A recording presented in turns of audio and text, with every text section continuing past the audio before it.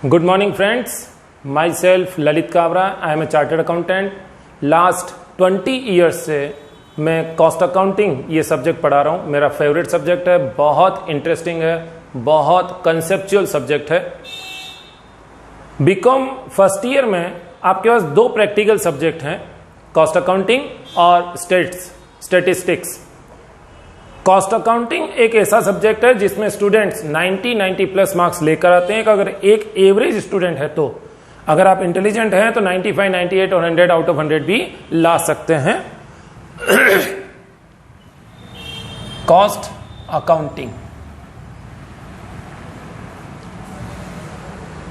कुछ भी अगर आपको पढ़ना है ना, तो पढ़ने के दो तरीके होते हैं. एक समझ लीजिए और दूसरा रट लीजिए. तो कॉमर्स स्टूडेंट की एक जनरल आदत होती है रटने की. यहां पर आपको रटना नहीं होगा, यहां आपको हर कंसेप्ट क्लियर किया जाएगा और हर कंसेप्ट आपको समझ में आएगा. अभी प्रेजेंट केस में चूंकि कोरोना काल चल रहा है और इस पर्टिकुलर टाइम पीरियड में जब तक रेगुलर क्लासेस नहीं चलती हैं तब तक अपन ऑनलाइन क्लासेस कंटिन्यू कर रहे हैं. रेगुलर क्लासेस स्टार्ट हो जाने के बाद हम लोग क्लासरूम के अंदर अपनी रेगुलर क्लासेस कंडक्ट करेंगे.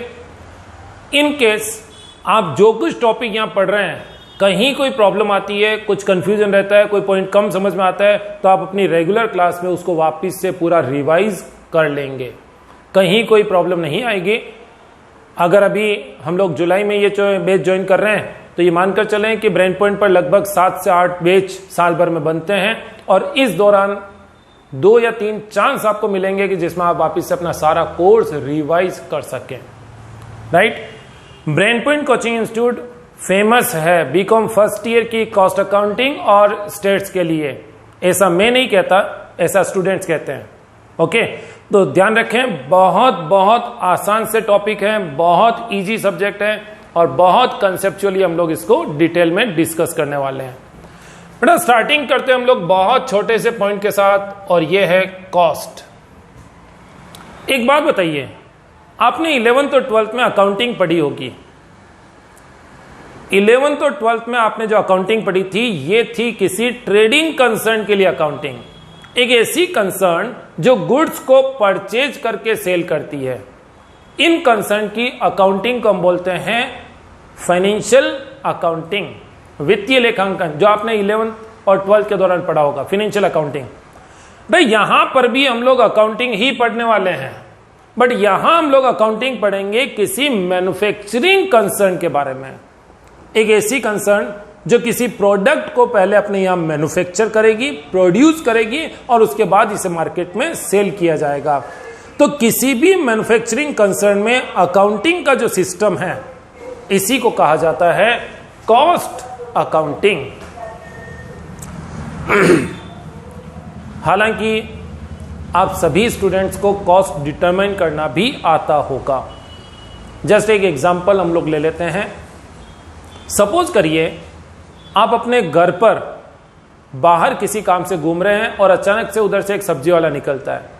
आपको उस सब्जी वाले से सब्जी खरीदनी है. आप उस सब्जी वाले भैया से पूछते हैं, भैया सब्जी कैसे दी? तो जो पर्टिकुलर सब्जी आपको चाहिए वो बोलता है 40 रुपए किलो. आपको आधा किलो चाहिए. हाफ केजी के लिए आपको कितना अमाउंट पे करना होगा? 20 रुपए. बट आपको ही अच्छे से पता है कि यही सब्जी अगर आप मेन मार्केट में, जो सब्जी मार्केट है, वहां से अगर परचेज करते हैं तो अब आपको 30 रुपए किलो यानी हाफ केजी का आपको 15 रुपए ही देना होगा. You will save 5 rupees. अब बताइए, आपके घर से सब्जी मार्केट 5 किलोमीटर दूर है, क्या करेंगे? सब्जी घर से ही खरीद लेंगे या 5 किलोमीटर दूर पहले व्हीकल से सब्जी मार्केट जाएंगे, वहां से खरीद कर लेके आएंगे? सस्ता मिल रहा है उधर. बोले नहीं सर, हम तो घर से ही खरीदेंगे. क्यों? क्योंकि जो ट्रांसपोर्टेशन की कॉस्ट लग रही है उसको भी हम अपनी कॉस्ट में इंक्लूड करते हैं. यानी कि कॉस्ट निकालना आपको अच्छे से आता है. इसी में एक छोटा सा पॉइंट बताइए, अगर आप अपने घर के बाहर घूम रहे हैं, सब्जी वाला आया, उसने आपको प्राइस बता दी, तभी आपका एक फ्रेंड उधर से निकल रहा है बाइक पर, आपकी हाई हेलो होती है और आप उससे पूछते हैं भैया कहां जा रहा है? बोले यार मार्केट जा रहा हूं, बस सब्जी मंडी के आसपास जाके 10 मिनट में वापस आ रहा हूं. अब बताओ आपकी ट्यूबलाइट जलेगी कि नहीं जलेगी? अब क्या करेंगे? अभी भी घर से खरीदेंगे या फ्रेंड के साथ मार्केट जाएंगे? डेफिनेटली फ्रेंड के साथ मार्केट जाएंगे, मार्केट से खरीद के लाएंगे. क्यों? इस बार पेट्रोल नहीं जल रहा है. बोले सर जल तो रहा है, मेरा नहीं दोस्त का जल रहा है. यानी कि कॉस्ट निकालना आपको अच्छे से आता है. ओके, ये जो कॉस्ट का एक एग्जांपल लिया बहुत स्मॉल स्केल पर है, बहुत छोटे लेवल पर है। हम बात कर रहे हैं इंडस्ट्रीज के बारे में, मैन्युफैक्चरिंग कंसर्न के बारे में, फैक्ट्रीज के बारे में। हजारों करोड़ों रुपए लगाकर कोई फैक्ट्री बनती है, वहां कोई प्रोडक्ट बनता है, उस प्रोडक्ट को मार्केट में सेल किया जाता है। आपको ये कॉस्ट अकाउंटिंग जो पढ़नी है वो इसी कारण से पढ़नी है कि अगर इन केस फ्यूचर में आप अपनी खुद की ऐसी कोई बड़ी इंडस्ट्री लगाते हैं तो आपको उसमें कॉस्ट कैसे बचानी है, किसी प्रोडक्ट की कॉस्ट कैसे ज्ञात करनी है, डिटरमाइन कैसे करनी है। अगर आप किसी इंडस्ट्री में जॉब करते हैं, सर्विस करते हैं, तब भी आपका काम यही होगा, इंडस्ट्री के अंदर जो प्रोडक्ट बन रहा है उसकी कॉस्ट कैसे कम की जाए। तो इसके लिए आपको बेसिक कंसेप्ट, फंडामेंटल्स क्लियर होना जरूरी है। 15 साल पहले, 20 साल पहले जो स्टूडेंट मेरे से पढ़े हैं वो आज भी मेरे से मिलते हैं और मुझे यही बात बोलते हैं, सर जो 15 साल पहले आपने कॉस्ट पढ़ाई थी ना, आज तक एज इट इज याद है, क्या क्या पॉइंट आप लोगों ने उस समय पढ़ाए। तो आपके साथ भी फ्यूचर में यही होगा, हर चीज बहुत कंसेप्चुअली हम लोग डिस्कस करने वाले हैं, बहुत अच्छे से हम लोग इसको पढ़ने वाले हैं। तो चलिए पहला पॉइंट हम लोग डिस्कस करते हैं, कॉस्ट किसे कहते हैं। किसी भी मैन्युफैक्चरिंग कंसर्न में अगर कोई प्रोडक्ट हम मैन्युफैक्चर करें तो इस प्रोडक्ट को बनाने के लिए जितने भी एक्सपेंस, जितने भी खर्चे हम इनकर्ड करते हैं, इन सभी एक्सपेंसेस का सम इस प्रोडक्ट की कॉस्ट कहलाती है। जैसे एग्जांपल के रूप में ये पेन हमें अपनी इंडस्ट्री में बनाना है, जिस दिन हम इस पेन को बनाना शुरू करेंगे और जब तक ये पेन बनकर तैयार ना हो जाए, जब तक ये मार्केट में सेल ना हो जाए, तब तक का जितना एक्सपेंस लग रहा है सभी खर्चों को क्या करेंगे, ऐड करते जाएंगे, तो हमें इस पेन की कॉस्ट मिल जाएगी। तो कॉस्ट का मीनिंग क्या हुआ, the sum total of all the expenditure incurred to produce any product in an industry. किसी प्रोडक्ट को बनाने के लिए जितने भी खर्चे किसी इंडस्ट्री में लगते हैं, उन सभी खर्चों का योग ये उस प्रोडक्ट की कॉस्ट कहलाती है। राइट, तो कॉस्ट क्या है ये आपको क्लियर है। कॉस्ट हम लोग यहां किसके बारे में बात कर रहे हैं, किसी प्रोडक्ट के बारे में जिसे किसी इंडस्ट्री में बनाया गया हो। खरीद कर बेच रहे हैं वो ट्रेडिंग कहलाती है। हम मैन्युफैक्चरिंग के बारे में बात कर रहे हैं। किसी भी मैन्युफैक्चरिंग कंसर्न में प्रोडक्ट को बनाने के लिए जो कॉस्ट लगती है, जो खर्चे में लगते हैं, इसको हम दो कैटेगरी में डिवाइड करते हैं। एक रियल एक्सपेंसेस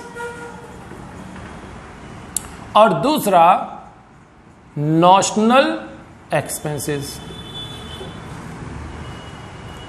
रियल यानी वास्तविक और नॉशनल यानी काल्पनिक। बड़ा ऐसे एक्सपेंस जिसका आपने वास्तव में पेमेंट किया हो, इन्हें हम बोलते हैं रियल एक्सपेंस। और ऐसे एक्सपेंस जिसका आपने पेमेंट नहीं किया, उसके बावजूद आप इसे अपनी टोटल कॉस्ट में ऐड करते हैं, इन्हें कहा जाएगा नॉशनल एक्सपेंस। जैसे कुछ एग्जांपल्स हम लोग कंसीडर कर लेते हैं। सपोज करिए हम अपनी इंडस्ट्री में ये पेन बनाते हैं। इस पेन को बनाया जाएगा प्लास्टिक और इंक से। क्या किसी सप्लायर से प्लास्टिक और इंक खरीदना पड़ेगा? यह है अपने लिए मटेरियल। अब मुझे ये बताएं कि जिस सप्लायर से हमने ये प्लास्टिक और इंक खरीदा, क्या हमें उसको कुछ पेमेंट करना पड़ेगा या वो सप्लायर हमें फ्री में सप्लाई करेगा, यार तुम तो बहुत बढ़िया काम कर रहे हो, पेन बनाओ तो प्लास्टिक तो हम फ्री में ही खरीद लो। बोले नहीं सर, पेमेंट तो करना ही पड़ेगा।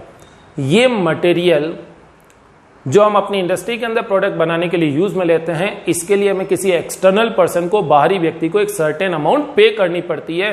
तो ये मटेरियल की कॉस्ट हमारे लिए क्या हुई? Real expense. अच्छा एक बात बताओ, अगर इस पेन को हम अपनी फैक्ट्री में बनाते हैं तो हमें उसके लिए कुछ वर्कर्स की जरूरत पड़ेगी। क्या ये वर्कर्स हमारी फैक्ट्री में फ्री में काम करेंगे? बोले नहीं सर, पेमेंट करना पड़ेगा। And this amount is known as wages और लेबर। तो लेबर के लिए भी पेमेंट करना पड़ रहा है, वो भी हमारे लिए क्या होगी? एक रियल एक्सपेंस हो जाएगा। तो मटेरियल की कॉस्ट हमारे लिए एक रियल एक्सपेंस है। लेबर या वेजेस ये भी हमारे लिए एक रियल एक्सपेंस है। हमारी फैक्ट्री के अंदर जिस मशीन पर इस पेन को बनाएंगे, उस मशीन को चलाने के लिए हमें क्या चाहिए? इलेक्ट्रिसिटी और पावर। तो क्या इलेक्ट्रिसिटी डिपार्टमेंट से ये पावर हमें फ्री में सप्लाई होगी या उसके लिए भी पेमेंट करना है? ऑब्वियस हर महीने बिल आएगा और उसका पेमेंट करना है। तो ये पावर की कॉस्ट भी हमारे लिए क्या हो गई? एक रियल एक्सपेंस हो गई। अच्छा मशीन की रिपेयरिंग करा रहे हैं तो रिपेयरिंग का पैसा देना पड़ेगा। मशीन का इंश्योरेंस करवाया तो इंश्योरेंस के लिए पैसा देना पड़ेगा। अगर हम लोग अपने यहाँ कैंटीन चला रहे हैं वर्कर्स को बेनिफिट देने के लिए, तो कैंटीन का पेमेंट करना पड़ेगा। अगर हमारे यहाँ वाटर यूज में आ रहा है, वाटर का पेमेंट करना होगा। टेलीफोन यूज में आ रहा है, टेलीफोन का पेमेंट करना होगा। कैरीज इनवर्ड है, कैरीज आउटवर्ड है, एडवर्टाइजमेंट है। अगर हम लोग एक्सपेंस के बारे में बात करें ना, hundreds of expense will be there, सैकड़ों खर्चे हैं जो प्रोडक्ट को बनाकर बेचने के लिए आवश्यक है और जिनका हम एक्सटर्नल पर्सन को पेमेंट करते हैं। इन सभी को कहा जाता है रियल एक्सपेंस या वास्तविक खर्चे। अब बात करते हैं कुछ ऐसे एक्सपेंस के बारे में जिसका हम किसी भी पर्सन को कोई पेमेंट नहीं करते हैं, and these are known as notional expense.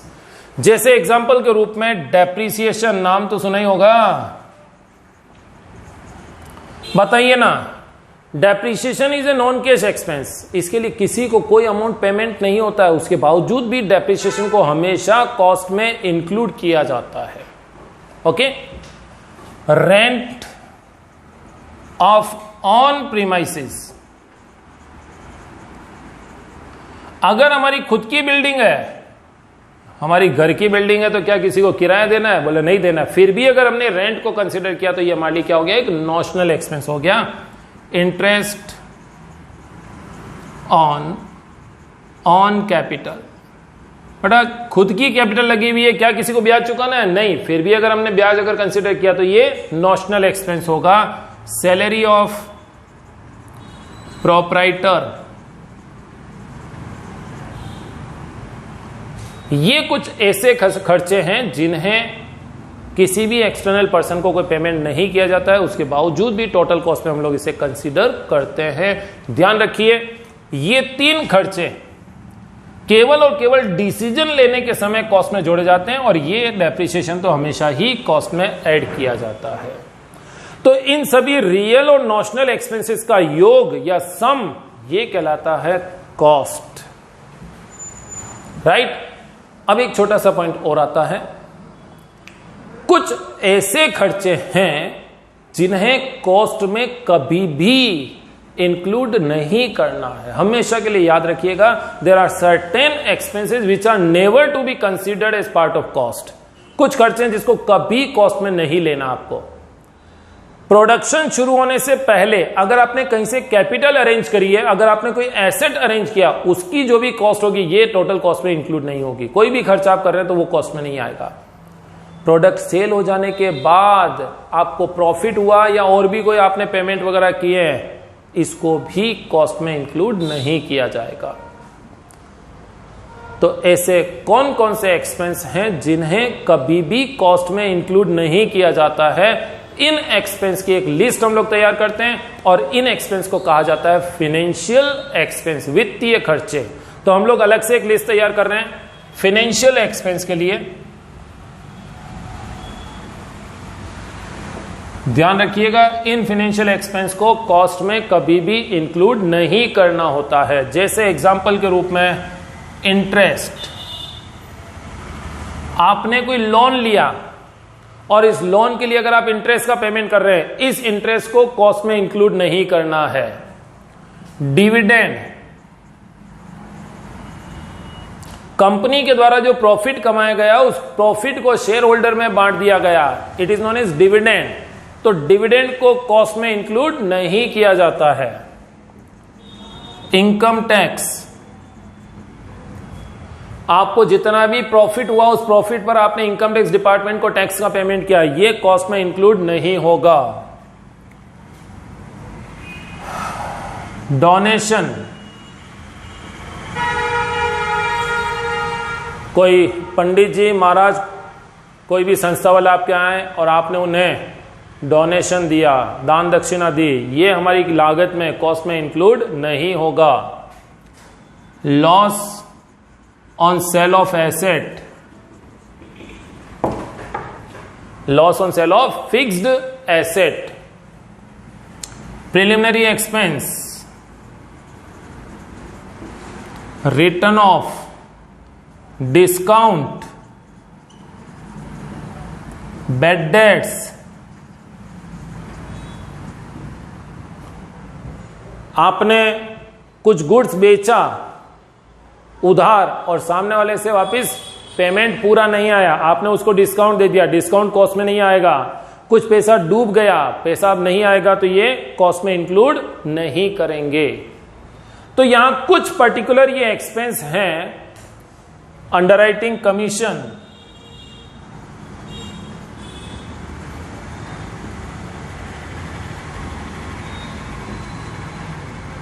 Discount on debenture,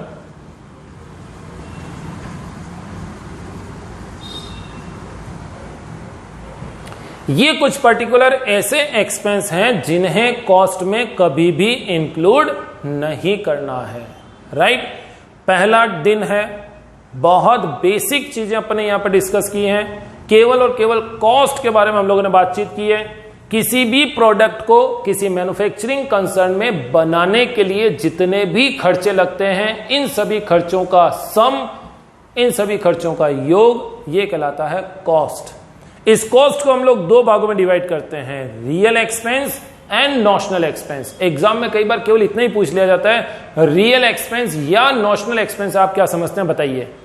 तो नॉशनल एक्सपेंस का मतलब क्या है ये बताइए, केवल एक 2 नंबर के लिए क्वेश्चन आपसे पूछ लिया जाता है। एग्जाम का मैं पेपर पैटर्न आपको बता देता हूं। बीकॉम फर्स्ट ईयर के अंदर आपको 10 क्वेश्चंस मिलेंगे, 2 मार्क्स ईच, यानी टोटल कितने हो गए ये 20 मार्क्स।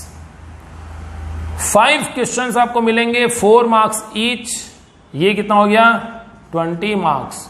और 3 क्वेश्चंस आपको मिलेंगे 20 मार्क्स ईच, ये कितना हो गया 60 मार्क्स। ये आपका पूरा पेपर आएगा।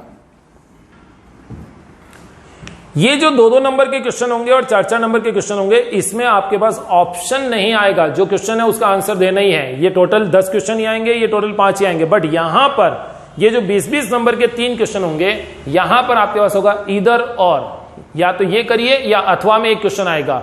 तो यहां पर टोटल क्वेश्चन नंबर 1 2 पार्ट होंगे, या तो पहला वाला पार्ट कर लीजिए या सेकंड वाला कर लीजिए। क्वेश्चन नंबर 2 में 2 पार्ट होंगे, पहला दूसरा, और क्वेश्चन नंबर 3 में 1 2, इसमें से कोई एक करिए। तो टोटल आपको 3 क्वेश्चन करने, 20-20 नंबर के 60 नंबर। यहां आपके पास ऑप्शन रहेगा, चॉइस रहेगी, मगर यहां पर कोई चॉइस नहीं। तो 2-2 नंबर के अंदर अगर आपको छोटी से छोटी चीज पूछ ली जाए तो वो आपको कंसेप्चुअली क्लियर होनी चाहिए। तो पहला पॉइंट आपसे पूछ लिया जाता है 2 नंबर के लिए, नॉशनल एक्सपेंस किसे कहते हैं समझाइए। तो आप लिख सकते हैं ऐसे खर्चे जिसका वास्तव में पेमेंट नहीं किया जाता है, मगर इसे अपनी कॉस्ट में हम लोग इंक्लूड करते हैं। जैसे एग्जांपल के रूप में depreciation, rent of on premises, interest on capital या सैलरी ऑफ प्रोपराइटर, ये है नॉशनल एक्सपेंस। 2 मार्क्स के लिए ज्यादा ज्यादा 4 लाइन लिखनी है, इससे ज्यादा कुछ नहीं लिखना है। राइट, तो बड़ा आसान है कॉस्ट अकाउंटिंग, बहुत कंसेप्चुअल है। और ध्यान रखें, यहां ब्रेन पॉइंट पर सिर्फ और सिर्फ कंसेप्ट क्लियर किए जाते हैं। मेहनत जितनी आप करेंगे उससे कहीं ज्यादा हम लोग करेंगे। हर साल कॉलेज टॉपर ब्रेन पॉइंट से आ रहे हैं, इस साल उम्मीद करता हूं कि आप में से ही कोई ना कोई स्टूडेंट फिर से कॉलेज टॉप करेगा। राइट, आज के लिए इतना काफी है, कल कंटिन्यू करते हैं। Thank you all of you.